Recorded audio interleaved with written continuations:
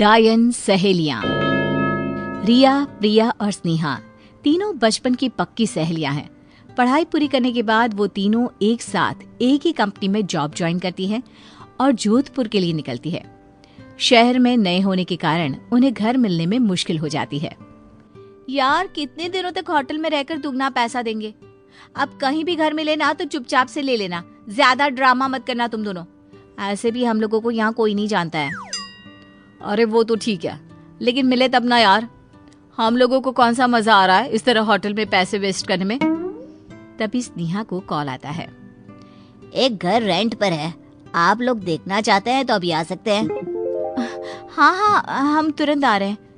तीनों ब्रोकर के पास जाती हैं और घर उन लोगों को पसंद भी आ जाता है। ये फाइनल कर दीजिए, हमें ये पसंद है। ओके, आप लोग कल से ही यहाँ शिफ्ट हो सकते हैं। तीनों सहेलियां उस घर में रेंट पर रहने लगती हैं। सब कुछ अच्छा चल रहा होता है। फिर एक रोज रात में उनके घर पर कुछ लोग घुस आते हैं और लूटपाट करने लगते हैं। रिया के रोकने पर उसे जान से मार देते हैं। प्रिया और स्नेहा मदद के लिए लोगों को आवाज लगाती है, लेकिन उसकी कोई नहीं सुनता। बचाओ, कोई मदद करो हमारी। प्रिया, रिया की तरह हम दोनों भी ना मारे जाए। तू भाग, मैं इनको रोकती हूँ। नहीं, मैं तुम्हें छोड़कर नहीं जाऊंगी। मेरी बात मान प्रिया। गुंडे उन दोनों के साथ जबरदस्ती करने लगते हैं और प्रिया जैसे तैसे भाग निकलती है। गुंडे स्नेहा को भी मार देते हैं और सब कुछ लूटकर फरार हो जाते हैं। अगली सुबह जब प्रिया वापस घर आती है तो लाशें देखकर खूब रोती है। मैं तुम दोनों की मौत को यूं खाली नहीं जाने दूंगी। इन दरिंदे इंसानों को यूं मैं नहीं छोड़ूंगी।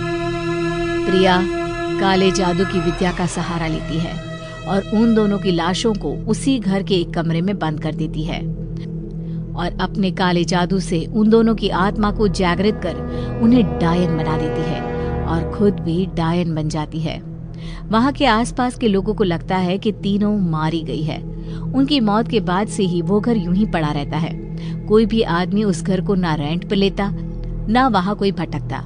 रात को उस घर से चीखने की आवाजें सुनाई देती और लोगों को समझ में आता कि वो तीनों डायन बनकर इस घर को अपने कब्जे में कर चुकी है। उस घर का मालिक भी घर में घुसने से डरने लगता है। अरे किस घड़ी में मैंने उन तीनों को ये घर रेंट पर दे दिया था। इतने दिनों से यहाँ साफ सफाई भी नहीं हुई। क्या करूँ अब मैं। प्रदीप अपना दिमाग चलाता है और एक गरीब नौकर को बहला फुसला कर कहता है, अगर तुम इस घर की सफाई अच्छे से कर दोगे ना तो मैं तुम्हें 3 गुने पैसे दूंगा। वैसे अभी दिवाली भी आ रही है, तेरा भी काम हो जाएगा। लेकिन साहब, मैंने सुना है वहाँ डायनों ने अपना घर बना रखा है। अरे यह सब अफवाह है। देख ले, तेरे पास खाने के लिए पैसे तक नहीं है। मुझे क्या है, इतने पैसे में तो कोई भी काम कर देगा। नहीं साहब, मैं करता हूँ, अब चिंता मत कीजिए। नौकर घर के अंदर चला जाता है और पूरे दिन साफ सफाई करने के बाद बुरी तरह थक जाता है। साहब ठीक ही कह रहे थे, यहाँ कोई डायन वायन नहीं है। चलो यहीं सो जाता हूँ, कल सुबह चला जाऊंगा। नौकर उसी घर में सो जाता है और आधी रात होते ही उसे चीखने और चिल्लाने की आवाजें आने लगती है। बचाओ! इन दरिंदों से हमें बचाओ! बचाओ! नौकर उठता है और इधर उधर देखने लगता है, लेकिन उसे कुछ दिखाई नहीं देता। फिर एक बंद कमरे में उसकी नजर पड़ती है। ये हमारा वहम होगा। इतना सुन लिया है इस घरवा के बारे में कि हमरे कान बजने लगे हैं। अरे यार, ये कमरा तो हम साफ ही नहीं किए। अच्छा अभी कर ले बता, नहीं तो साहब को मौका मिल जाएगा पैसवा काटने का। नौकर उस अजीब से बंद कमरे को जैसे ही खोलता है, उसके पैर से कुछ टकराता है। वो नीचे देखता है तो भयानक बड़े मुंह वाली डायन रेंगते हुए उसकी ओर आ रही है। डायन को देखकर उसके चेहरे का रंग उड़ जाता है। डर से वो दीवार की ओर लग जाता है। जैसे ही वो ऊपर देखता है, एक डायन ऊपर से उसकी ओर उछलती है और एक उसके पीछे से। तीनों मिलकर उसे दबोच लेते हैं और उसकी मौत हो जाती है। इस हादसे के बाद ये घर बिकना और भी मुश्किल हो जाता है।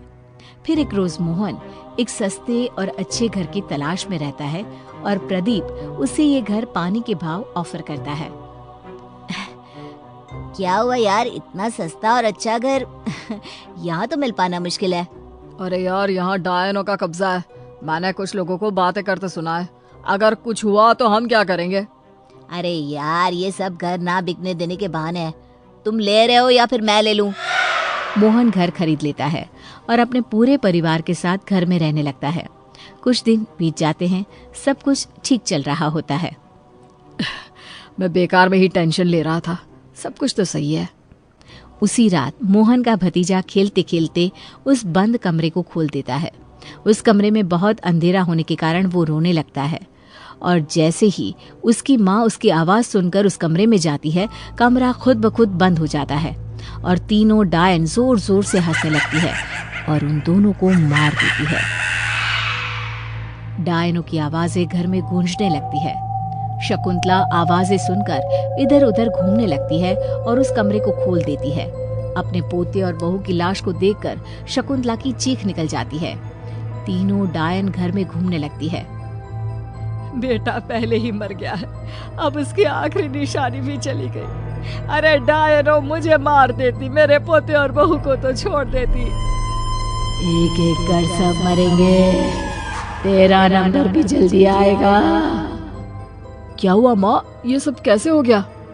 शकुंतला बेहोश हो जाती है और मोहन अपनी भाभी और भतीजे का अंतिम संस्कार करता है। तभी उसे वो सब कुछ याद आने लगता है जो उसने लोगों से सुना था। कहीं ये सब उन डायनों का किया हुआ तो नहीं है?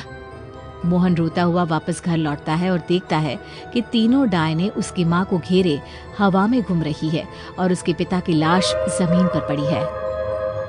इस घर में जो भी आएगा वो अपनी जान से जाएगा। तुम लोग भी हमें लूटने आए थे, अब मौत के घाट उतर गए ना। अरे पापीनो, इन बेकसूरों ने तेरा क्या बिगाड़ा है? मैंने लिया था ना ये घर, खा ले मुझे। मेरा परिवार क्यों वीरान कर गई? प्रिया डायन मोहन की ओर घूमती है। उसे देखकर मोहन के होश उड़ जाते हैं। प्रिया, तुम ये सब क्यों कर रही हो? मुझसे कोई शिकायत थी तो मुझसे कहती, मेरे पूरे घर को क्यों मार दिया तुमने? मोहन को रोता देख प्रिया अपने असली रूप में आ जाती है और रोते हुए अपने साथ बनी सारी बातें उसे बता देती है। मोहन, मुझे पता नहीं था कि ये तुम्हारे परिवार के लोग हैं। उन दरिंदों की वजह से मैं डायन बनने के लिए मजबूर हो गई और अब मैं तुम्हारे लायक भी नहीं रही। तुम चिंता मत करो प्रिया, तुम तीनों को न्याय मैं दिलवाऊंगा। मोहन उन गुंडों का पता लगवाकर उन्हें उम्र कैद की सजा दिलवा देता है। रिया और स्नेहा की लाशों को जलाकर उन्हें इस दुनिया से मुक्ति दिला देता है और प्रिया से काला जादू छोड़कर उसे पहले की तरह आम लड़की बनने को कहता है। बाद में दोनों शादी करके खुशी खुशी उसी घर में रहने लगते हैं।